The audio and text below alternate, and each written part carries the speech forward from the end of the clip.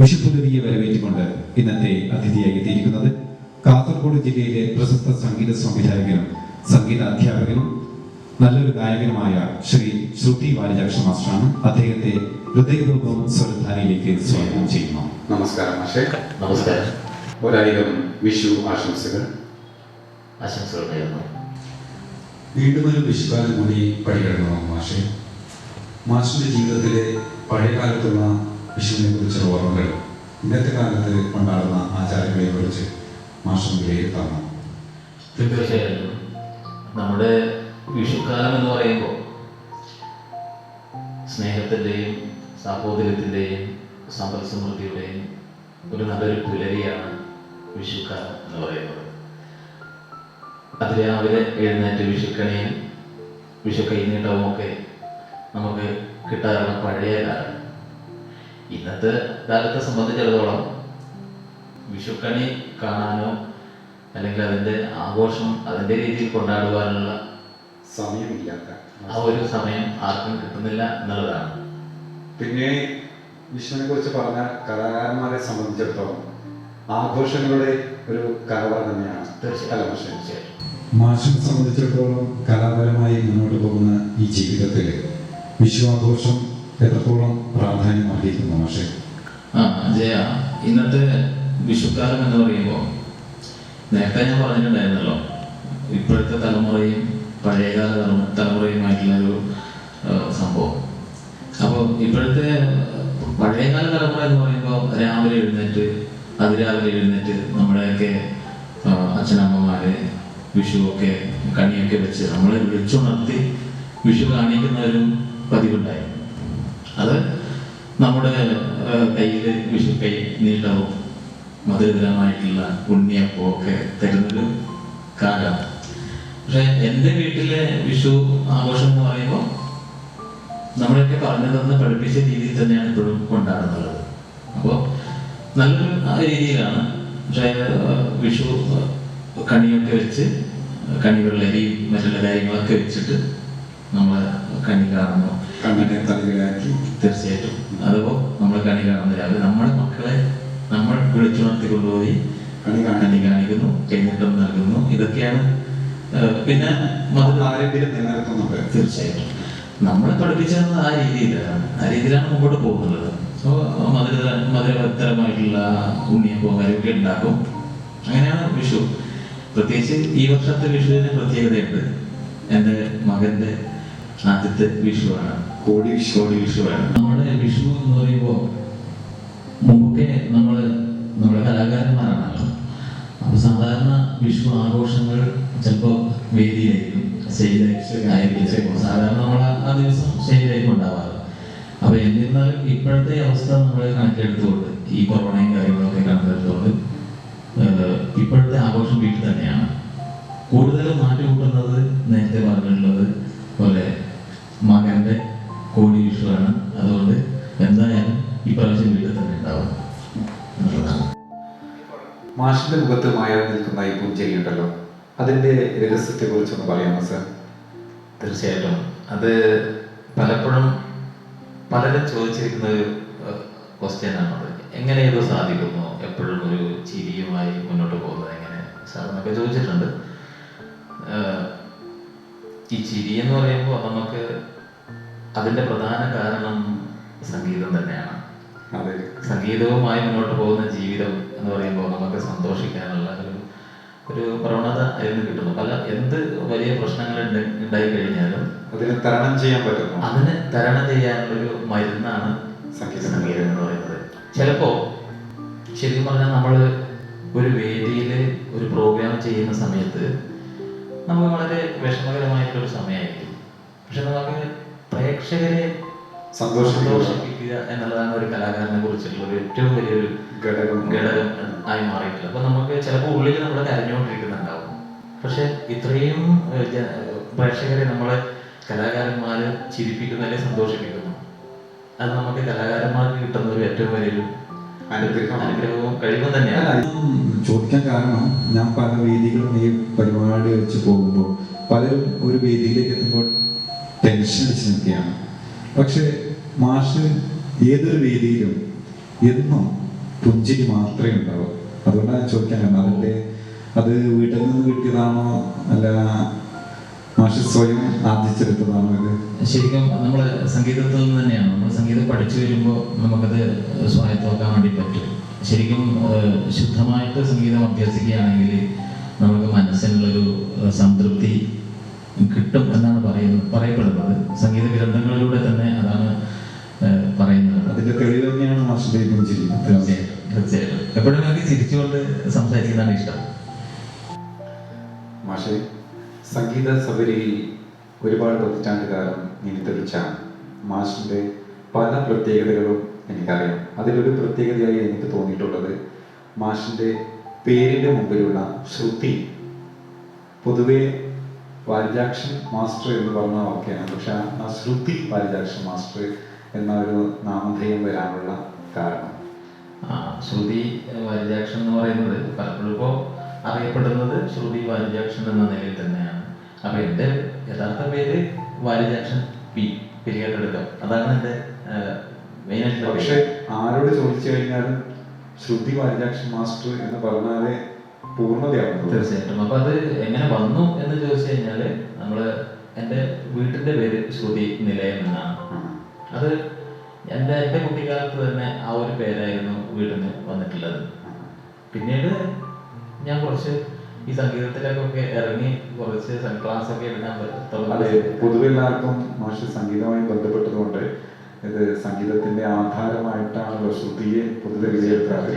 അപ്പൊ അതാണോ നിങ്ങൾ സംശയം പലർക്കും ഉണ്ടാകാറുണ്ട്? അതെ, അതിനുശേഷം നമ്മുടെ ഇൻസ്റ്റിറ്റ്യൂട്ട് വിദ്യാലയം തുടങ്ങുമ്പോൾ അതിനൊരു പേര് ഇങ്ങനെ കണ്ടുപിടിക്കണം പറയുമ്പോൾ ശ്രുതി തന്നെ. ശ്രുതി സംഗീത വിദ്യാലയം എന്ന നിലയിൽ അത് പേരിട്ടു. പക്ഷെ യഥാർത്ഥത്തിൽ ശ്രുതി എന്ന് പറയുമ്പോൾ നേരത്തെ ഞാൻ പറഞ്ഞതുപോലെ തന്നെ സംഗീതത്തിന്റെ ആദ്യാക്ഷരം, അതായത് പ്രകൃതിസ്വരമായ സ പ എന്നീ സ്വരങ്ങൾ സംയോജിച്ചിട്ടുണ്ടായിരുന്ന ഒരു ശബ്ദ വ്യവസ്ഥ, അതായത് ശ്രുതി. ആ ശ്രുതിയിലാണ് നമ്മുടെ വോയിസ് സഞ്ചരിച്ചുകൊണ്ടിരിക്കുന്നത്. ഈ ഒരു ചോദ്യത്തിലൂടെ അതിനുള്ള ഒരു ഉത്തരം കൂടി കിട്ടി. തീർച്ചയായിട്ടും ശ്രുതി അമ്മയുടെ സ്ഥാനത്താണ് നമ്മൾ സംഗീതത്തിൽ കണക്കാക്കുന്നത്. ശ്രുതി അമ്മ ലയമച്ച എന്നൊക്കെ പറയുന്നില്ലേ? അതെ. അപ്പോൾ ആ ഒരു രീതിയിലാണ് നമ്മൾ ശ്രുതി സംഗീത വിദ്യാലയം എന്ന എൻ്റെ വിദ്യാലയത്തിന് പേര് കൊടുക്കാൻ കാരണം. അതും കൂടി കൂട്ടിച്ചേർത്ത് ഇപ്പോൾ ശ്രുതി വാരിജാക്ഷൻ എന്ന് പറയുമ്പോഴാണ് ആൾക്കാർക്ക് പെട്ടെന്ന് കൃത്യമായിട്ട് ഈ ഒരു മുഖം തെളിഞ്ഞു വരുന്നത്. സംഗീത ജൈത്രയാത്ര തുടങ്ങിയിട്ട് മാഷ് ഒരുപാട് വർഷക്കാലമായി. അപ്പോൾ മാഷിന്റെ കുട്ടിക്കാലം എന്ന് പറയുന്നത് സംഗീതത്തിലേക്ക് കാലെടുത്ത് വെച്ചത് എങ്ങനെയാണ്? ആരാണ് മാഷ് ഇതിന് മുൻകൈ എടുത്തത്? വീട്ടിൽ നിന്ന് അച്ഛനോ അമ്മയോ അല്ല അധ്യാപകന്മാര് അല്ല സുഹൃത്തുക്കൾ, അങ്ങനെ അതിനെക്കുറിച്ചൊന്ന് പറയാമോ? ഈ സംഗീത രംഗത്തേക്ക് വരാനുണ്ടായ കാരണം എന്ന് പറയുമ്പോൾ ചെറിയ പ്രായത്തിൽ തന്നെ ഈ സംഗീതത്തോടുള്ളൊരു അഭിരുചി ചിലപ്പോൾ എൻ്റെ വീട്ടുകാരെ അത് മനസ്സിലാക്കിയിട്ടുണ്ടാവാം. ശരിയായിരിക്കും.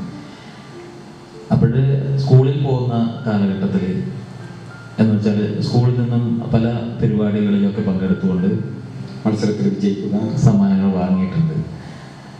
സ്കൂൾ ജീവിതം എന്ന് പറയുമ്പോൾ പനയാൽ SMUP സ്കൂളിലാണ് എൻ്റെ പഠനം ആദ്യമായത്. അപ്പോൾ അവിടെ പഴയ കാലങ്ങളിൽ നമ്മൾ ഒരു പീരീഡ് നമുക്ക് പരിപാടികൾക്കായി മാറ്റി വെക്കും.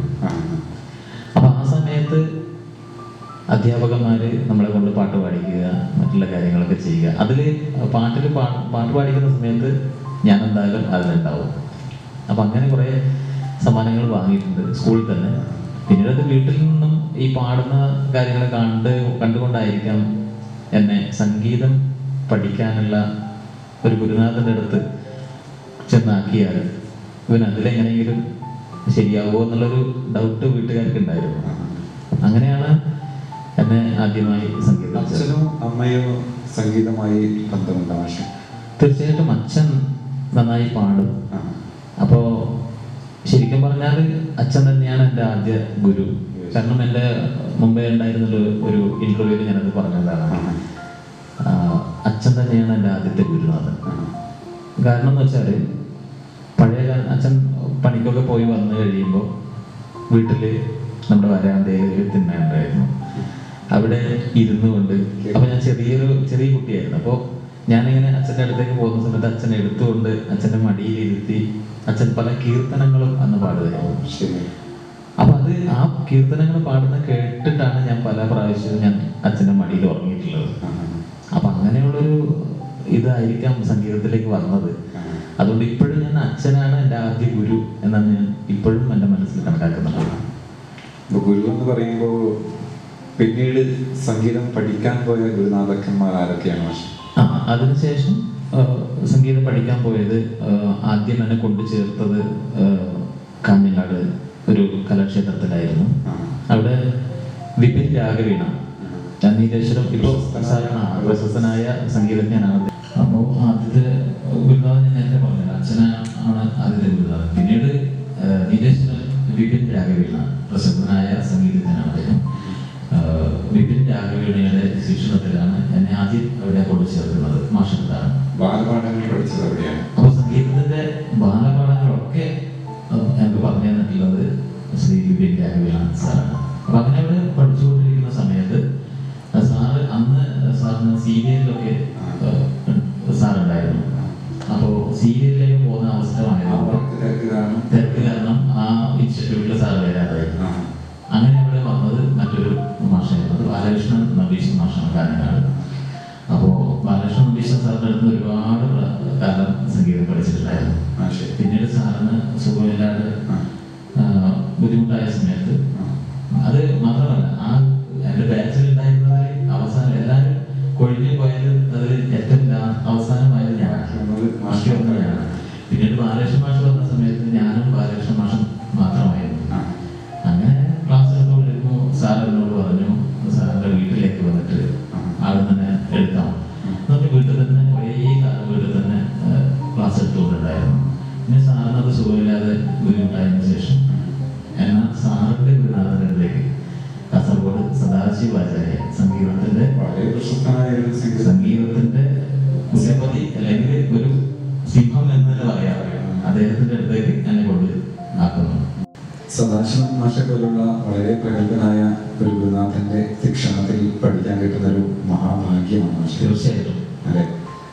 അപ്പോൾ ഇപ്പോഴും ആ ഒരു ഗുരു ശിഷ്യബന്ധം ഇപ്പോഴും മാഷ് പുലർത്തുന്നുണ്ടോ? തീർച്ചയായിട്ടും സദാശിവ മാഷ് കീഴിൽ തന്നെയാണ് ഇപ്പോഴും സംഗീതം അഭ്യസിച്ച് ചെയ്യുന്നത്. ആവേദ്യമായ ബന്ധം ഇന്നും തീർച്ചയായിട്ടും. അത് ഗുരുനാഥൻ എന്ന് പറയുമ്പോൾ എനിക്കെന്തോ അത് വല്ലാത്തൊരു എൻ്റെ മനസ്സിൽ സൂക്ഷിക്കുന്ന അത്രയും വലിയൊരു സംഭവമാണ്. അച്ഛനോളം പ്രാധാന്യം കൽപ്പിച്ചു. തീർച്ചയായിട്ടും അച്ഛനോളം പ്രാധാന്യം കരുതുന്നതാണ് ഗുരുനാഥന്മാരെ. അപ്പോൾ ഇപ്പോഴും സദാശിവ മാഷെടുത്ത് തന്നെയാണ് പഠിച്ചുകൊണ്ടിരിക്കുന്നത്. ആ ഒരു ആത്മബന്ധം തന്നെയായിരിക്കുമല്ലോ മാഷിന് ഈ നിലയിലേക്ക് എത്താനുള്ള പ്രധാന കാരണം? അത് ആയിരിക്കാം, ദൈവത്തിനോട് പ്രാർത്ഥിക്കാം. കാരണം ഞാൻ അങ്ങനെ ആണ് കരുതുന്നത്. സാറിനോടൊപ്പം അല്ലെങ്കിൽ ഗുരുനാഥന്മാരോടൊപ്പം എപ്പോഴും ആ ഒരു ബന്ധം നിലനിർത്താനുള്ള ഒരു അനുഗ്രഹം എന്നും ഉണ്ടാക്കി തരട്ടെ എന്നുള്ളൊരു പ്രാർത്ഥനയാണ് എപ്പോഴും ചെയ്യാറുള്ളത്. അതായിരിക്കാം തീർച്ചയായിട്ടും. ഓക്കെ മാഷെ, ഈ വിഷുപുലരിയിൽ ഗുരുനാഥന്മാരൊക്കെ ഓർത്തുകൊണ്ട് രണ്ടുപേരി സ്വരധാരയ്ക്ക് വേണ്ടി മൂളാമോ? തീർച്ചയായിട്ടും. ഗുരുനാഥന്മാർക്ക് അവർക്കൊക്കെ സമർപ്പിച്ചുകൊണ്ട് അത് അങ്ങനെ പറഞ്ഞു. പിന്നെ സ്വരധാരയിലെ പ്രേക്ഷകർക്കും വേണ്ടിയിട്ട് രണ്ടുപേരും മൂളാം. അത് പറയുമ്പോൾ അതിനൊരു ഒരു സെന്റൻസ് പറയേണ്ടതുണ്ട്. എന്നുവെച്ചാൽ എൻ്റെ മരിച്ചുപോയ ഗുരുനാഥൻ, ഞാൻ നേരത്തെ പറഞ്ഞു ശ്രീ ബാലകൃഷ്ണൻ നമ്പീശൻ സാർ, അവിടെ പഠിച്ചുകൊണ്ടിരിക്കുന്ന സമയത്ത് സാറിനോടൊരു പാട്ട് പഠിപ്പിച്ചു തരാൻ പറ്റുമോ സാർ എന്ന് ചോദിക്കുമ്പോൾ എനിക്കൊരു പാട്ട് പഠിപ്പിച്ചു തന്നിട്ടുണ്ടായിരുന്നു. അത് ഈ വിഷുവിനെ കുറിച്ചിട്ടുള്ളൊരു പാട്ടാണ്. അപ്പം അതിനായിരിക്കും ഏറ്റവും നല്ലത്. അപ്പൊ അതൊരു 4 പേര് പാടാൻ ശ്രമിക്കാം. ഓക്കെ, തീർച്ചയായും. ആ സാറിന് കൂടിയ ട്രിബ്യൂട്ടായിട്ട് ഞാനത് സമർപ്പിക്കുന്നു. Okay sir. അപ്പോൾ ഒരു 2 പേര് എൻ്റെ ഗുരുനാഥന്മാർക്കും അതുപോലെ പ്രേക്ഷകർക്കും വേണ്ടിയിട്ട് സമർപ്പിക്കുകയാണ്. വിഷുദിനത്തിൽ പൂക്കും പുഷ്പങ്ങളിൽ തേനുണ്ണും ചിത്രപതംഗങ്ങളെ വിഷു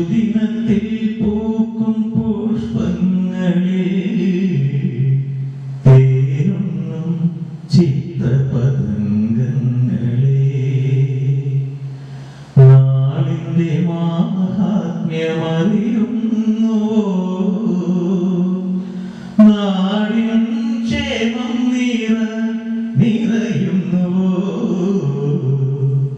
പൂമ്പരാഗണം മണ്ണിൽ തുടരുന്നുവോ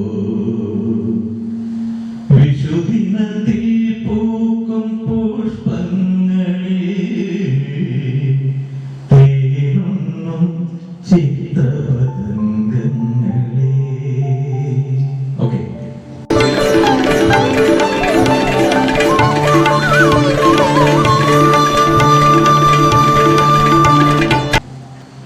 വളരെ മനോഹരമായിരിക്കുന്നു മാഷെ. Thank you. സന്തോഷം. ഈ പാട്ട് കേൾക്കുമ്പോൾ എനിക്ക് തോന്നുന്നത് അറിയാതെ വിശ്വകാലഘട്ടത്തിൽ നമുക്ക് കിട്ടുന്ന വേദിയിലേക്ക് നമ്മൾ അറിയാതെ എത്തി നോക്കുകയാണ്. തീർച്ചയായിട്ടും. പക്ഷേ ഇപ്പോൾ 2 വർഷക്കാലമായി കോവിഡ് എന്ന മഹാമാരി വന്ന് നമ്മുടെയൊക്കെ പ്രോഗ്രാമുകൾ, നമ്മുടെ മാത്രമല്ല എല്ലാ കലാകാരന്മാരുടെയും പ്രോഗ്രാമുകൾ നഷ്ടപ്പെട്ടിരിക്കുകയാണ്. അതിനെക്കുറിച്ച് മാഷൊന്ന് പറയാമോ? അതെ, നമ്മുടെ കോവിഡ് എന്ന് പറയുന്ന ഒരു മഹാമാരി അത് വലിയൊരു ദുരന്തം തന്നെയാണ്. ശരിയാണ്. ശരിക്കും ഇതിൽ വളരെയധികം ബുദ്ധിമുട്ട് അനുഭവിച്ചു വരുന്നത് കലാകാരന്മാർ തന്നെയാണ്. അതിപ്പോ കോവിഡ് എന്ന മഹാമാരി മാത്രമല്ല, പക്ഷെ പ്രകൃതി ദുരന്തമായാലും ആദ്യം നമ്മളെയാണ് ബാധിക്കുന്നത്, കലാകാരന്മാരെയാണ്. ശരിയാണ്. കാരണം നമ്മൾക്കൊരു ഒന്നുമില്ലെങ്കിലും നമ്മൾക്കൊരു ഉത്സവം മറ്റുള്ള കാര്യങ്ങളൊക്കെ അങ്ങനെയുള്ള ഒരു വേദിയാണ് നമുക്ക് എപ്പോഴും. ഇന്നിപ്പോ ഉത്സവം എന്ന് പറയുമ്പോൾ പല സ്ഥലങ്ങളിലും ഉത്സവം നടക്കുന്നുണ്ട്, പക്ഷെ ഒരു ചന്തയും അല്ലെങ്കിൽ ഒരു വേദിയും ഇല്ലാത്ത ഉത്സവമാണ്. അതെ, ചടങ്ങ് മാത്രമായി ഒതുങ്ങിയിരിക്കുകയാണ്. അതെ, അത് കാണുമ്പോൾ തന്നെ നമുക്കൊരു ഉത്സവത്തിന്റെ പ്രതീതി ഉളവാക്കുന്നില്ല.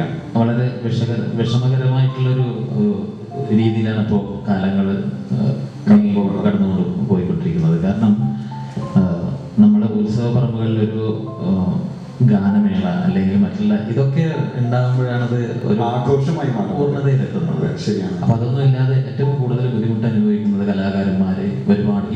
ഇപ്പോഴും നമ്മൾക്കത് അതിൽ ഇനിയും ആ ഒരു കാലം തിരിച്ചു വരുന്നത് പ്രതീക്ഷിക്കുന്നുണ്ടാവും. പക്ഷെ എന്തായാലും തിരിച്ചു വന്നേ പറ്റൂ. അതെ, ശരി. നമ്മള് ഇങ്ങനെ എപ്പോഴും ബുദ്ധിമുട്ട് അനുഭവിച്ചുകൊണ്ട് പോകുന്നതിൽ അർത്ഥമില്ലല്ലോ. ശരിയാണ്. എന്ന് വെച്ചാൽ ഫെബ്രുവരി മുതൽ ഒരു മെയ് വരെയാണ് പല കലാകാരന്മാരുടെയും അന്നത്തിനുള്ള വരുമാനം. ബാക്കിയുള്ള 8 മാസക്കാലം അവരെ അതും വെച്ചാണ് ജീവിക്കുന്നത്. അതൊക്കെ തകർന്നു നിൽക്കുന്ന ഈ ഒരു കാലഘട്ടത്തെ കുറിച്ച് ഇനിയും ചിന്തിച്ചില്ലെങ്കിൽ ഒരുപാട് കഷ്ടതയിലേക്ക് കലാകാരന്മാർ കൂപ്പുകുത്തും എന്നത് ഉറപ്പാണ്. തീർച്ചയായിട്ടും അത് മാറി വരും. എന്തായാലും കാലത്തിന്റെ ഒരു ഇതങ്ങനെയല്ലേ, ചിലപ്പോൾ അത് മാറി വന്നേക്കാം. കാരണം ഇപ്പൊ വാക്സിനും കാര്യങ്ങളൊക്കെ വന്നു കഴിഞ്ഞു. എന്തായാലും അത് മാറി വരും. അതിനുവേണ്ടി പ്രാർത്ഥിക്കാം എന്നുള്ളതാണ് നമുക്ക്. കലാപരമായി മാഷ് സംഗീതത്തിൽ മാത്രമല്ല മറ്റു പല മേഖലയിലൂടെയും സഞ്ചരിച്ചിട്ടുണ്ട്. ചിത്രരചന, എഴുത്ത്, അത് മാത്രമല്ല ആയുർവേദത്തിലും കൂടി മാഷ് ഒരു കയ്യൊപ്പ് ചേർത്തിട്ടുണ്ട്. ഇതൊക്കെ ഒരു കലാകാരന് കിട്ടുന്ന ഒരു കലാകാരൻ മാത്രം കഴിയുന്ന ഒരു കാര്യമാണ് മാഷ്. പല രീതിയിലും കണ്ടിട്ടുണ്ടെന്ന് പറയുമ്പോൾ അത് ശരിയായിരിക്കാം. ചിത്രകല ആദ്യം തന്നെ പറഞ്ഞു കഴിഞ്ഞാൽ ചിത്രം വരക്കാറില്ല. ഏറ്റവും കൂടുതൽ പ്രാധാന്യം അർഹിക്കുന്നത് ദാരുകലയിൽ കൂടി മാഷിന്റെ ഒരു ജീവിത മാർഗം, ജീവിതോപാധിയായി മാഷത് ഇന്നും കൂടെ കൊണ്ടുപോകുന്ന ഒരു കാര്യമാണ്. അതെ, തീർച്ചയായും. അപ്പോ ആദ്യമായിട്ട് ചിത്രത്തിലേക്ക് വരാം. ചിത്രം എനിക്ക് പഴയ കാലത്ത് സ്കൂൾ ജീവിതം മുതൽ ചിത്രം വളരെ ഇഷ്ടം ഉള്ളൊരു കാര്യമായിരുന്നു. അപ്പോൾ ചിത്രം എന്ന് പറയുന്ന സമയത്ത് അതിലേക്ക് വരാൻ അതിന്റെ ഡീറ്റെയിൽ ആയിട്ട് തന്നെ അതിലേക്ക് കൈപിടിച്ചു കൊണ്ടുവന്ന ഒരു വ്യക്തിയുണ്ട്. അദ്ദേഹം എൻ്റെ ഗുരുനാഥൻ തന്നെയാണ്. അദ്ദേഹത്തെ എപ്പോഴും ഞാൻ ഓർക്കുന്നതാണ്, പ്രകാശ് കോട്ടപ്പാറ. അദ്ദേഹം ഭാവന ആർട്ടിസ്റ്റ് എന്ന് പറഞ്ഞിട്ട് അദ്ദേഹം വലിയൊരു ആർട്ടിസ്റ്റ് ഷോപ്പ് തന്നെ ഉണ്ടായിരുന്നു പഴയ കാലത്ത് പെരിയാട്ടത്ത്. ഇപ്പോഴ് അദ്ദേഹം ഗൾഫിലാണ്, ഡിസൈൻ വർക്കായിട്ട് തന്നെയാണ് ചെയ്യുന്നത്. അപ്പൊ അദ്ദേഹമാണ് എൻ്റെ ചിത്രത്തിന്റെ ഗുരുനാഥൻ എന്ന് പറയുന്നത്. അപ്പൊ അത് ഇപ്പോഴും ഞാനൊരു ചിത്രം വരക്കാൻ എടുത്ത് വെക്കുമ്പോൾ അദ്ദേഹത്തിന് ഓർത്തുകൊണ്ട് തന്നെയാണ് വരക്കാറുള്ളത്. പിന്നെ അതിനുശേഷം ദാരുകല എന്ന് പറയുമ്പോൾ നിരവധി ശില്പങ്ങൾ. അതിന് ഗുരുനാഥനാണ് ശരിക്കും ദാരുകലയുടെ ശില്പം എന്ന് പറയുമ്പോൾ അച്ഛൻ തന്നെയാണ്. അച്ഛൻ ആദ്യം ഒരു മുന്തിരിവള്ളി കൊത്തിയത് കണ്ടതിന് ശേഷമാണ് അതിലേക്ക് വരാൻ എനിക്ക് കാരണം ഉണ്ടായത്. അപ്പോൾ പിന്നീട് ഞാൻ ഒറ്റ ഒരു ആയുധം ഒരു ഉളി വെച്ച് കൊണ്ട് ആദ്യം ചെയ്തൊരു ഗണപതിയായിരുന്നു. വിഘ്നേശ്വരനെ ഒരു ഉളി വെച്ചുകൊണ്ട് ചെയ്ത്, പിന്നീട് അയ്യപ്പൻ, ഇങ്ങനെ പല രീതിയിലും ചെയ്ത് ഇപ്പോഴും നിരവധി വർക്കുകൾ ചെയ്യുന്നുണ്ട്. അപ്പൊ എന്തായാലും നമ്മൾ ജീവിച്ചു പോകണമല്ലോ. സംഗീതം മാത്രമല്ല, കലാപരമായി മറ്റുള്ള മേഖലയിൽ തീർച്ചയായിട്ടും സംഗീതം മാത്രമല്ല, അപ്പൊ ഇതും കൂടി മുമ്പിലോട്ട് കൊണ്ടുപോകുന്നു എന്നുള്ളതാണ്. പക്ഷേ അത് മാത്രമല്ല, നമ്മള് ദാരികല അത് പറഞ്ഞല്ലോ, അതുകൂടാതെ പ്ലാസ്റ്റർ ഓഫ് പാരീസ്, അതിനോട് ചിരട്ട, അങ്ങനെയുള്ള കാര്യങ്ങളൊക്കെ അത് സ്കൂൾ ജീവിതത്തിൽ ഇതിനൊക്കെ നമ്മുടെ ഇതുണ്ടല്ലോ, സ്കൂളിൽ നിന്ന് കൊണ്ടുപോകുന്നില്ലേ വർക്കിംഗ് സ്പീരിയസ്, അതൊക്കെ ചിരട്ടയുടെ വർക്ക് ചെയ്തിട്ടുണ്ട്. മത്സരവിജയി തന്നെയാണ് തീർച്ചയായിട്ടും. അപ്പോൾ സംഗീതം എന്ന് പറയുന്നത് പ്രകൃതിയോട് ചേർന്ന് നിൽക്കുന്നതാണ്, സംശയമില്ല. അപ്പോൾ പ്രകൃതിയോട് ചേർന്ന് നിൽക്കുന്ന ആയുർവേദത്തെ ഇഷ്ടപ്പെടാൻ കാരണം അതുകൊണ്ട് തന്നെയാണ് മാഷ്. അതെ, നമ്മുടെ ധന്വന്തരി ദേവനാണല്ലോ അതില് ശരിക്കും പ്രധാനപ്പെട്ട ഒരു ദേവത. അപ്പൊ എന്ന് പറയുന്നത് സംഗീതം പോലെ തന്നെ ആയുർവേദം വളരെ ഇഷ്ടമാണ്. പണ്ട് മുതൽ എൻ്റെ തറവാടുമായി ബന്ധപ്പെട്ട് ആയുർവേദ ഗ്രന്ഥങ്ങളൊക്കെ തറവാട്ടിൽ ഉണ്ടായിരുന്നു എന്നാണ് പറയപ്പെടുന്നത്. അപ്പൊ അതുമായി ബന്ധപ്പെട്ടിട്ട് വരുമ്പോൾ നമുക്ക് ചെറിയൊരു ആയുർവേദത്തിന്റെ ഇതും കൂടിയുണ്ട്. കാരണം മാത്രമല്ല, എൻ്റെ ഭാര്യയുടെ അച്ഛൻ ഏത് മേഖലയാണെങ്കിലും മാഷ് ഗുരുകുല സമ്പ്രദായമാണ് തീർച്ചയായും ജീവിത രീതി. അതെ, ആയുർവേദത്തിൽ ഇപ്പൊ കൂടുതലും ആയുർവേദത്തിലേക്ക് വരാനുണ്ടായ കാരണം എൻ്റെ ഭാര്യയുടെ അച്ഛൻ ശ്രീ ഗോപാലൻ വൈദ്യർ, അദ്ദേഹം ആയുർവേദത്തിന്റെ ശരിക്കും ഒരു അഗ്രഗണ്യം നിന്ന് പറയാം. കാരണം പഞ്ചകർമ്മ ചികിത്സ അടക്കം അദ്ദേഹം ചെയ്യുന്നുണ്ട്. അപ്പൊ അതുകൊണ്ട് നമ്മളും അതിലേക്ക് ചെറിയൊരു ഇതായിട്ടൊരു ഷോപ്പൊക്കെ ഇട്ടിട്ടുണ്ട്. ആയുർവേദ ഡിസ്പെൻസറി പെരിയാർടകത്ത് തന്നെ, പെരിയാർടകത്തിന്റെ ഹൃദയഭാഗത്ത് തന്നെ. അതെ, അങ്ങനെ പോകുന്നു. മാഷെ, നാടകഗാനങ്ങൾ, ലളിതഗാനങ്ങൾ, ഭക്തിഗാനങ്ങൾ, ആൽബം സോങ്ങുകൾ എന്നിങ്ങനെ പല ഗാനങ്ങൾക്കും മാഷ് സംവിധാനം നൽകിയിട്ടുണ്ട്. ഈ ഒരു മേഖലയിലേക്ക് വരാനുള്ള കാരണം, ഇതിന് പ്രചോദനം നൽകിയതാണ് മാഷെ? സംഗീത സംവിധാന രംഗത്തേക്ക് കടന്നു വരാനുണ്ടായ സാഹചര്യം എന്ന് പറയുമ്പോൾ ആദ്യമായി എനിക്ക് ഓർമ്മ വരുന്നത് ശ്രീ കണ്ണാലയ നാരായണൻ, പത്രപ്രവർത്തകനാണ് അദ്ദേഹം, പത്രം എഡിറ്ററാണ്. അപ്പോൾ അദ്ദേഹത്തിൻ്റെ ഒരു വരികൾക്കാണ് ഞാൻ ആദ്യമായിട്ട് സംഗീത സംവിധാനം ചെയ്യുന്നത്. അപ്പോൾ ഇത്തിരി പോകുന്നൊരു പയ്യൻ എന്ന നിലയിൽ എനിക്ക് ആ ഒരു വർക്ക് ഏൽപ്പിക്കാൻ അദ്ദേഹത്തിനുണ്ടായിരുന്ന ഒരു ധൈര്യം, അതിപ്പോഴും ഞാൻ ഒരു ബഹുമാനത്തോടെ കാണണം. ശരിയാണ്. അപ്പോൾ അദ്ദേഹം ഏകദേശം എത്രാമത്തെ വയസ്സിലാണ് മാഷെ? കൃത്യമായിട്ട് അങ്ങനെ ചോദിച്ചാൽ ഒരു ഉത്തരം ഉണ്ടാവില്ല, എനിക്കത് കൃത്യമായിട്ട് ഓർമ്മയില്ല. അപ്പോൾ അത്രയും വർഷങ്ങൾക്ക് മുമ്പേ. അപ്പോൾ ഏതായാലും ആ ഒരു സാഹചര്യം എന്ന് പറയുമ്പോൾ അതിപ്പോഴും ഞാൻ മനസ്സിൽ കൊണ്ടു നടക്കുകയാണ്, അത് ഓർമ്മകൾ. അദ്ദേഹം സംവിധാനം ചെയ്ത കൃഷ്ണനാട്ടം എന്ന് പറയുന്ന ഒരു നാടകത്തിന് അതിൽ ഒരു ഗാനം സംഗീതം ചെയ്യാൻ വേണ്ടിയിട്ടാണ് അദ്ദേഹം വരികൾ എത്തിക്കുന്നത്. അപ്പോൾ അതിപ്പോഴും ഓർക്കുന്നു. ഓർമ്മകൾ ഓരോ ഓളങ്ങളായി എന്ന് പറയുന്ന വരികൾക്കാണ് പാടാൻ പറ്റുമോ മാഷെ? ഓർമ്മ അത് ഒരു സാഡ് സോങ് ആണ്. രണ്ടുപേരി പാടാൻ നോക്കാം.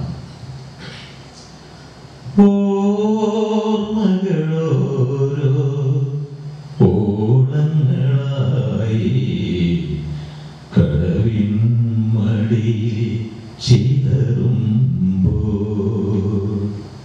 ഓമനത്തിങ്കൾ മിഴി തുറന്നോ കണ്ണീർ കലർന്നൊരു കനവുമായി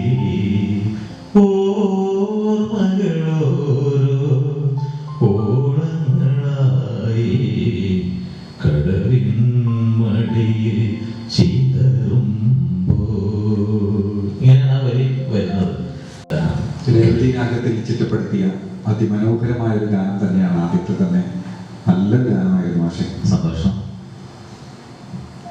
പിന്നീട് അങ്ങോട്ട് മാഷ് ഏതൊക്കെ? അതെ, അത് ഈ ഗാനം ചിട്ടപ്പെടുത്തി കഴിഞ്ഞ് അദ്ദേഹത്തിന് ട്യൂണ് കേൾപ്പിച്ചപ്പോൾ അദ്ദേഹത്തിന് വളരെയധികം സന്തോഷമായി. പിന്നീട് വീണ്ടും 2 ഗാനങ്ങൾ കൂടി അതേ നാടകത്തിലേക്ക് 2 ഗാനങ്ങൾ കൂടി തരികയുണ്ടായി. അത് ഒരു അവതരണ ഗാനവും ഒരു പ്രണയ ഗാനവും. അങ്ങനെ ആ സിറ്റുവേഷനൊക്കെ പറഞ്ഞാണ് 2.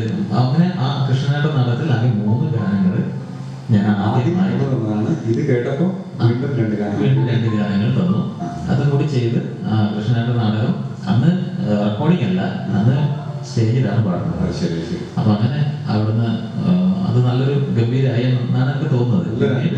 നല്ലൊരു അനുഭവമാണ്. പിന്നീട് അങ്ങോട്ട് കാരുണ്യസാഗരം, അങ്ങനെ സാനന്ദാമൃതം, കൃഷ്ണന, കുങ്കുമാസന, ഇങ്ങനെ നിരവധി ഗാനങ്ങൾ അടങ്ങുന്ന കാസറ്റുകൾ സംഗീതം ചെയ്യാൻ വേണ്ടി പറ്റിയിട്ടുണ്ട്.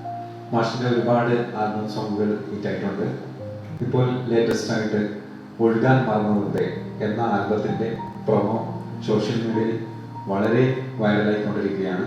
അതിനെക്കുറിച്ച് അത് വളരെയധികം സന്തോഷം തരുന്ന ഒരു കാര്യമാണ് ജയ.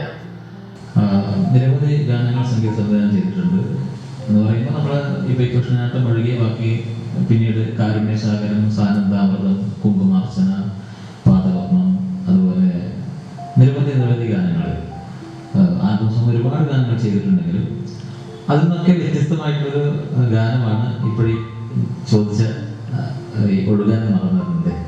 എന്താണ് മാഷ് അതിന്റെ പ്രത്യേകത എന്ന് പറയുമ്പോൾ ഇതുവരെ ചെയ്തതിനേക്കാളും ഏറ്റവും ഒരു മനസ്സിന് സംതൃപ്തിയായി തോന്നുന്ന ഒരു സംഗീത സംവിധാനമാണ് അത്.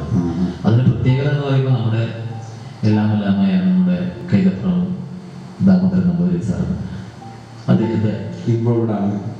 അദ്ദേഹത്തിന്റെ ഒരു വലിയൊരു അനുഗ്രഹത്തോടു കൂടി വന്നിട്ടുള്ളൊരു വരികളാണത്. കാരണം അദ്ദേഹത്തിന്റെ എത്രയും നമ്മുടെ സംഗീത സംവിധാനം ഇപ്പൊ ഒരുപാട് വർക്കുകൾ ചെയ്തിട്ടുണ്ടെങ്കിലും അദ്ദേഹത്തിന്റെ അനുഗ്രഹത്തോടു കൂടി കിട്ടുന്ന ഒരു വർക്കാണത്. അപ്പോൾ നമ്മുടെ പാലക്കാടുള്ള നമ്മളെ തുളസി കേരളശ്ശേരി എന്ന് പറയുന്ന പ്രഗത്ഭയായ ഒരു കവയത്രിയാണ്, അവരുടെ എഴുത്താണത്.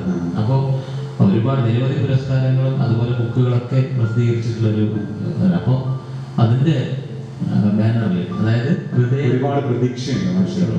ഹൃദയ തൂലിക എന്ന് പറയുന്ന പ്രൊഡക്ഷൻസ്, അതിന്റെ ബാനറിലാണ് തുളസി കേരളശ്ശേരി എഴുതി RC നായർ സംവിധാനം ചെയ്യുന്ന ആ ആൽബത്തിനാണ് വരികൾക്കാണ് സംഗീത സംവിധാനം പകരാൻ പറ്റിയിട്ടുള്ളത്. അത് പാടുന്നത് നമ്മുടെ രതീഷ് കണ്ടെടുക്കുകയാണ്.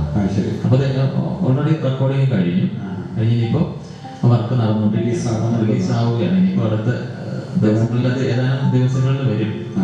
അതിന് ഷൂട്ടിംഗ് ഒക്കെ നടന്നുകൊണ്ടിരിക്കുകയാണ്. അപ്പൊ അത് വലിയൊരു സംതൃപ്തി ഉണ്ട്. നല്ലൊരു വിജയത്തിന് വേണ്ടി പ്രാർത്ഥിക്കാം. നല്ലൊരു വർക്കായിരിക്കും അത്. സന്തോഷം. എല്ലാവർക്കും നല്ലൊരു കാര്യമായിരിക്കും. ഈ ഒരു സംഗീത മേഖലയിൽ ഒരുപാട് വർഷക്കാലം നീക്കിപ്പിച്ച മാഷ്, നിങ്ങൾക്ക് ഇതിലേക്ക് പ്രചോദനം നൽകാൻ വേണ്ടി കുടുംബക്കാർ, സുഹൃത്തുക്കൾ, നാട്ടുകാർ എത്രമാത്രം സപ്പോർട്ട് ചെയ്യുന്നുണ്ട്? ആദ്യം പറയുകയാണെങ്കിൽ കുടുംബത്തിലേക്ക് വരാം. അപ്പോൾ ഞാൻ നേരത്തെ പറഞ്ഞിട്ടുണ്ടായിരുന്നു, ഇതിന്റെ എന്നിലുള്ള ഒരു കഴിവ്, സംഗീതത്തിനോടുള്ള ഒരു അഭിരുചി കണ്ടതിലുപരി, അതെ, അതിലുപരി എല്ലാവരും, എൻ്റെ സഹോദരന്മാരും എല്ലാവരും കൂടി അത് സപ്പോർട്ട് ചെയ്ത് എന്നെ വളർത്തിയെടുത്തതാണ്. അപ്പോൾ ഏറ്റവും കൂടുതൽ ഇതിന് സപ്പോർട്ട് പറയുകയാണെങ്കിൽ അമ്മയെ കുറിച്ച് പറയുകയാണെങ്കിൽ, അപ്പോൾ ഏറ്റവും നല്ലോണം ആസ്വദിക്കുന്ന ഒരു കൂട്ടത്തിലാണ്. അപ്പോൾ എന്നെ സംഗീതം ഞാൻ പഠിക്കുന്ന കാലയളവിൽ ഏറ്റവും കൂടുതൽ സപ്പോർട്ട് ചെയ്തിട്ടുണ്ടെങ്കിൽ അമ്മയാണ്. കാരണം പഠിക്കുന്ന സമയത്ത് രാവിലെ എഴുന്നേറ്റ് സാധനം ചെയ്യുക എന്നുള്ളത് എന്ത് തന്നെ ആയാലും ഒരു 3-3:30, 4 മണിയാകുമ്പോൾ മടി പിടിച്ചിരിക്കുന്ന കാലഘട്ടമാണ് നമ്മുടെ ചെറിയ പ്രായം. തീർച്ചയായിട്ടും അമ്മ വന്നിട്ട് തന്നെ എഴുന്നേൽപ്പിക്കുന്നത് സ്ഥിരമാണ്, എഴുന്നേറ്റിലേ പറ്റില്ല. അങ്ങനെ അമ്മ എഴുന്നേൽക്കുന്ന സമയത്ത് തന്നെ എന്നെ കൂടി എഴുന്നേൽപ്പിച്ച് സാധനം ചെയ്യും. അപ്പൊ ഞങ്ങൾ കൂട്ടുകുടുംബമായിട്ട് എല്ലാവരും ഒരേ വീട്ടിലാണ് താമസിക്കുന്നത്. അപ്പൊ ഏട്ടനും ഏട്ടന്റെ ഭാര്യമാരും ഒക്കെ ഉണ്ട്. ആർക്കും ആലോചകമായിരുന്നില്ല. തീർച്ചയായിട്ടും അത് പിന്നീട് ഞാൻ അറിയുന്നത് ഇവരെ സപ്പോർട്ട് എങ്ങനെയാണ് ആയിരുന്നു. അപ്പോൾ ഒരു ദിവസം ഞാൻ ചെയ്തില്ല എന്നുണ്ടെങ്കിൽ ഞങ്ങൾ എല്ലാവരും കുറച്ച് കഴിയുമ്പോൾ എല്ലാവരും ഒന്നിച്ചിരുന്ന് ഭക്ഷണം രാവിലെ ചായ കുടിക്കുന്ന സമയത്ത് അവിടെ ചർച്ച വിഷയം അവൻ ഇന്ന് രാവിലെ എഴുന്നേറ്റില്ലല്ലോ ആരെങ്കിലും ഒരാളും അതന്നെ പറഞ്ഞു. പിന്നീട് എല്ലാവരും എന്തുകൊണ്ട് എഴുന്നേറ്റില്ല, അങ്ങനെ ഒരുപാട് വഴക്കാണ്. അപ്പോൾ അവിടെ ഞാൻ മനസ്സിലാക്കി ഇവര് അത് ആസ്വദിക്കുന്നത്, എങ്ങനെ സപ്പോർട്ട് ചെയ്യുന്നത് എന്നുള്ളത്. അല്ലെങ്കിൽ പറയൂലേ ഈ രാവിലെ എഴുന്നേറ്റ് നമുക്ക് ഉറങ്ങുന്ന സമയം. അതുകൊണ്ടായിരിക്കാം ഈ നിലയിലേക്ക് എത്താനുള്ള പ്രധാന കാരണം. തീർച്ചയായിട്ടും ആ ഒരു സപ്പോർട്ട് തന്നെയാണ്. പിന്നീട് അവര് അങ്ങനെ ഒരു സപ്പോർട്ട് ഉണ്ടായിരുന്നു. അതുകൂടാതെ നമ്മുടെ നാട്ടുകാരെല്ലാവരും നല്ല സപ്പോർട്ടാണ്. സുഹൃത്തുക്കൾ, നാട്ടുകാർ ഒരുപാട് സപ്പോർട്ട് ചെയ്തവര്. ഈ ഒറ്റപ്പെടുത്തലും കുറ്റപ്പെടുത്തലും പതിവാണ്. അങ്ങനെ മാഷിനെ വേദനിപ്പിക്കുന്ന എന്തെങ്കിലും ഒരു കാര്യം? ഉണ്ടായിട്ടുണ്ട്, നിരവധി ഉണ്ടായിട്ടുണ്ട്. കാരണം എന്ന് പറയുമ്പോൾ നമ്മള് സംഗീതം പഠിച്ചു വന്ന് പിന്നീട് ഇൻസ്റ്റിറ്റ്യൂട്ട് തുടങ്ങിയ സമയത്ത്, അധ്യാപകനായ സമയത്ത്, ഇൻസ്റ്റിറ്റ്യൂട്ട് തുടങ്ങിയ സമയത്ത്, ആ സമയത്ത് എന്ന് പറയുമ്പോൾ നമുക്ക് ഇപ്പൊ ഞാൻ നേരത്തെ പറഞ്ഞു ചെറിയ പ്രായമാണ്. രാവിലെ എഴുന്നേറ്റ് സാധനം ചെയ്യണം. അപ്പൊ എനിക്ക് ആകെ ഒരു ഹാർമോണിയാണല്ലോ. അപ്പൊ സാറ് ശ്രുതിയിട്ട് സാധകം ചെയ്യണമെന്നാണ് പറയാറുള്ളത്. അപ്പൊ ഈ ഹാർമോണിയം ആദ്യം തന്നെ എനിക്ക് അച്ഛനും എൻ്റെ ഏട്ടന്മാരും എല്ലാവരും കൂടി എനിക്ക് വാങ്ങിത്തന്നതാണ്. അപ്പൊ അങ്ങനെ വാങ്ങിത്തന്ന സമയത്ത് അത് വീട്ടിൽ നിന്ന് സാധകം ചെയ്യുന്ന സമയത്ത് അത് വേണം, വീട്ടിലും വേണം. അതേ ഹാർമോണിയം തന്നെയാണ് എനിക്ക് ഇൻസ്റ്റിറ്റ്യൂട്ടിലും കുട്ടികളെ പഠിപ്പിക്കാനും വേണ്ടി എടുക്കേണ്ടത്. അപ്പൊ അത് ആദ്യമായിട്ട് ഇൻസ്റ്റിറ്റ്യൂട്ടിൽ ഒരു കുട്ടിയെ വെച്ചിട്ടായിരുന്നു ഒരുപാട് മാസക്കാലം ക്ലാസ് എടുത്തത്. അത് മറ്റാരുമല്ല, നമ്മുടെ ടൗണിൽ തന്നെ പെരിയാറടുത്ത് തന്നെയുള്ള എൻ്റെ നാട്ടിൽ തന്നെയുള്ള നാരായണൻ, കളികം നാരായണൻ എന്ന് പറയും. അദ്ദേഹത്തിന്റെ മകൻ ശ്രീനാഥ് ആയിരുന്നു എൻ്റെ ആദ്യത്തെ ശിഷ്യൻ. അപ്പോൾ ഈ ഹാർമോണിയം അങ്ങോട്ടും ഇങ്ങോട്ടും കൊണ്ടുപോകുമ്പോൾ ഇതിങ്ങനെ തൂക്കിയിട്ടല്ലേ, വണ്ടിയൊന്നുമില്ല ആ സമയത്ത്. അങ്ങനെ തൂക്കിക്കൊണ്ടുവന്ന സമയത്ത് ഒരുപാട് പരിഹാസങ്ങൾ, നിരവധി പരിഹാസങ്ങൾ. ആ പരിഹാസങ്ങളൊക്കെ ആയിരിക്കും തീർച്ചയായും ഞാൻ അത് മാത്രമല്ല, പക്ഷെ ആ പരിഹസിച്ചവർ ഇന്ന് മാഷിനെ വിളിക്കുന്ന കൂടിയില്ലേ? തീർച്ചയായിട്ടും അത് പരിഹസിക്കുന്നു എന്ന് പറഞ്ഞിട്ട് നമ്മൾ അതിന്റെ മുഴുവൻ പൊടിക്കാൻ പോയിട്ടില്ല.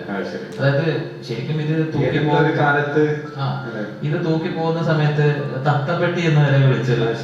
അപ്പൊ നമുക്ക് മനസ്സിൽ വല്ലാതെ വേദന ആരോട് പറയാൻ പറ്റില്ല. വേദന നല്ലോണം വന്നൊരു സമയമുണ്ട്.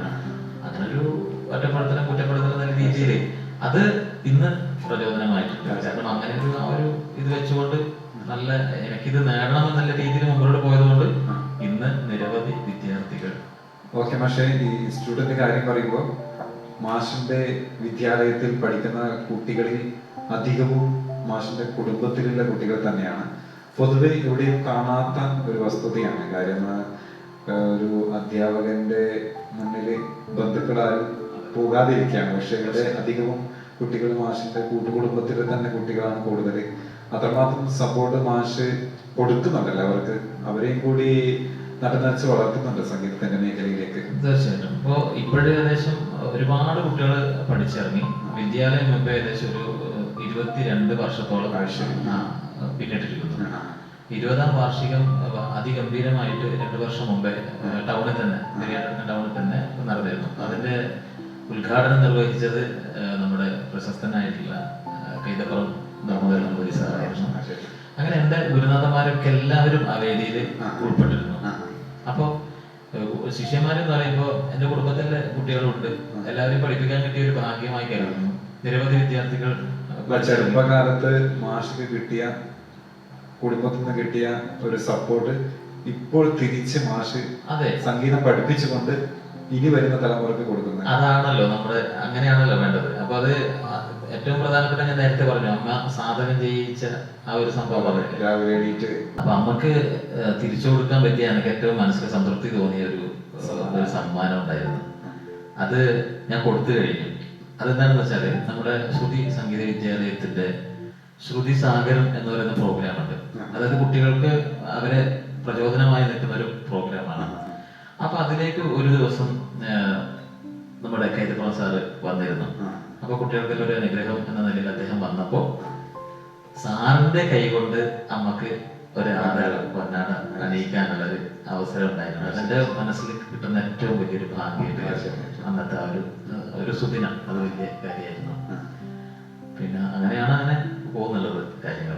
അതെ, അത് മാത്രമല്ല മാഷിന്റെ കുടുംബത്തോടുള്ള സ്നേഹം ഞാൻ മെയിനായിട്ട് കണ്ടിട്ടുള്ളത്, മാഷ് കച്ചേരി പാടാൻ പോകുമ്പോൾ തമ്പുരു മീട്ടാൻ വരുന്നത് മാഷിന്റെ സഹോദരൻ എന്ന് പറയുമ്പോൾ ഇത് വല്ലാത്തൊരു ഫീലിംഗ് തന്നെയാണ്. പക്ഷെ അതിനെ കുറിച്ചൊന്ന് വിലയിരുത്താൻ. അതെ, കച്ചേരി എന്ന് പറയാനൊന്നും പറ്റില്ല. കാരണം എത്രയോ പ്രഗത്ഭര് ചെയ്യുന്നുണ്ട്. ഒരു സംഗീത അർച്ചന എന്ന് മാത്രമേ പറയാൻ പറ്റൂ. ഞാൻ അത്രേ ആയിട്ടുള്ളൂ എന്നുള്ളതാണ്.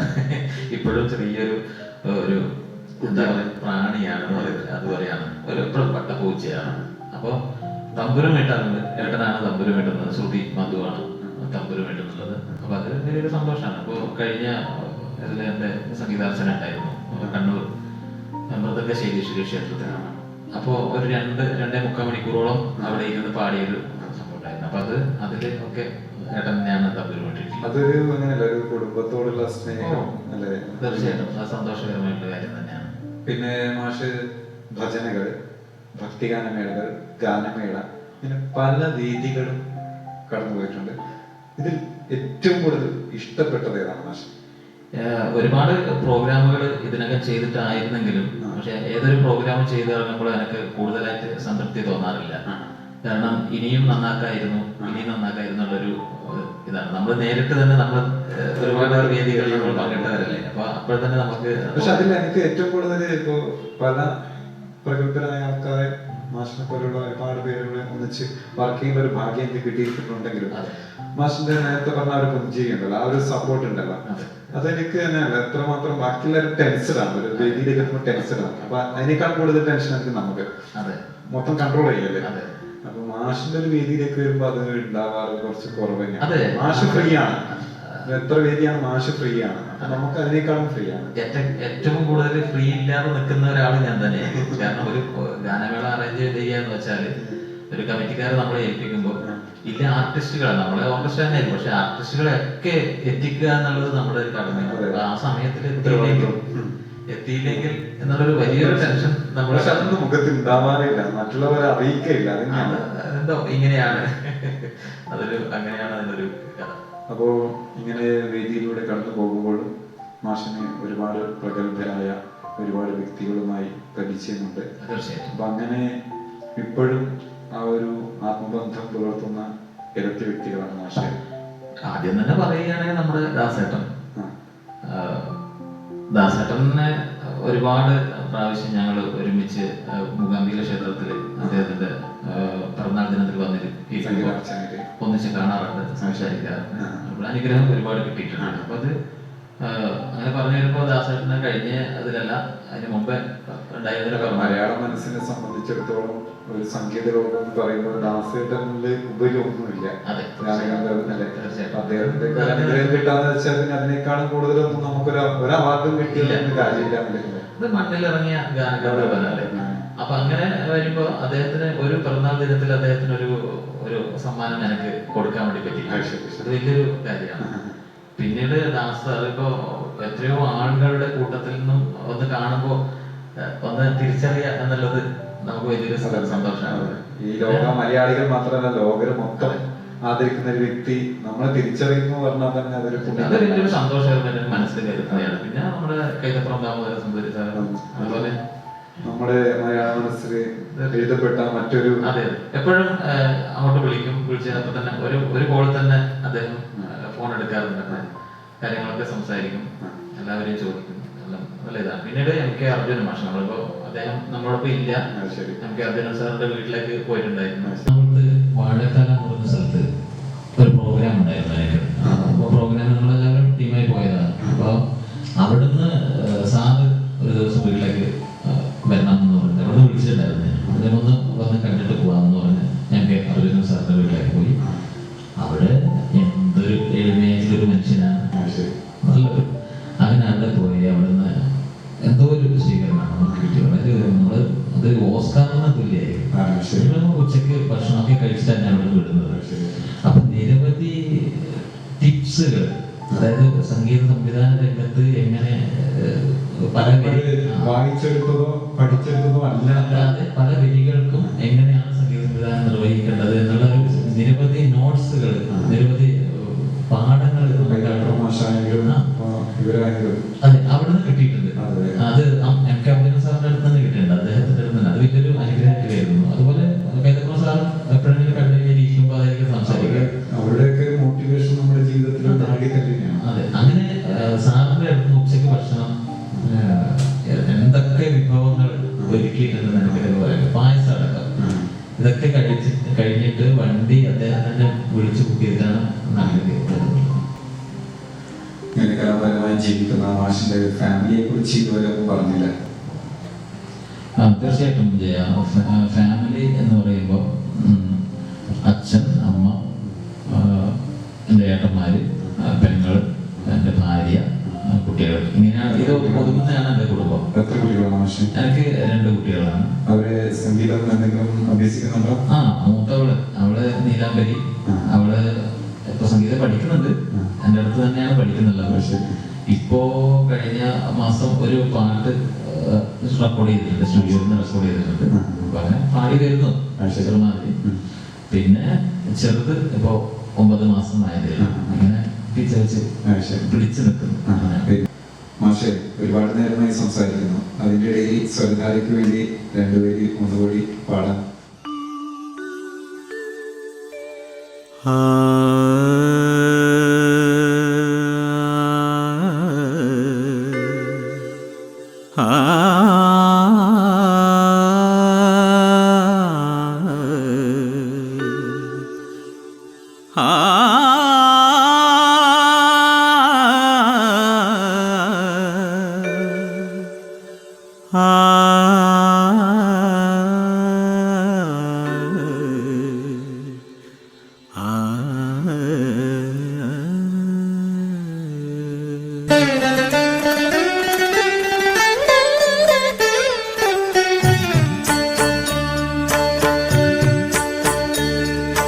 രാത്തിങ്കൾ പൂത്താലി ചാർത്തി കണ്ണിൽ നക്ഷത്ര നിറദീപം നീട്ടി.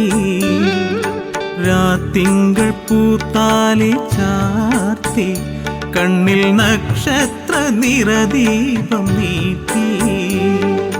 നാലില്ല കോലായി പൂവേലി പുൽപ്പായിൽ നവമി നിലാവേ നീ വിരിഞ്ഞു നെഞ്ചിൽ നറുജപതീർത്ഥമായി നീ നിറഞ്ഞോ.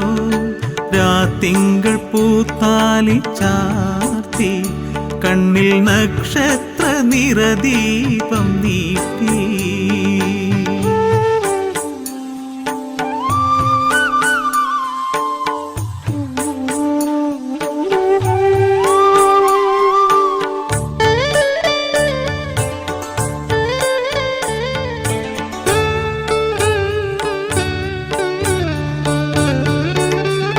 പാഴിരുൾ വീഴുമീ 4 കെട്ടിൽ നിന്റെ പാദങ്ങൾ തൊട്ടപ്പോൾ പൗർണമിയാ.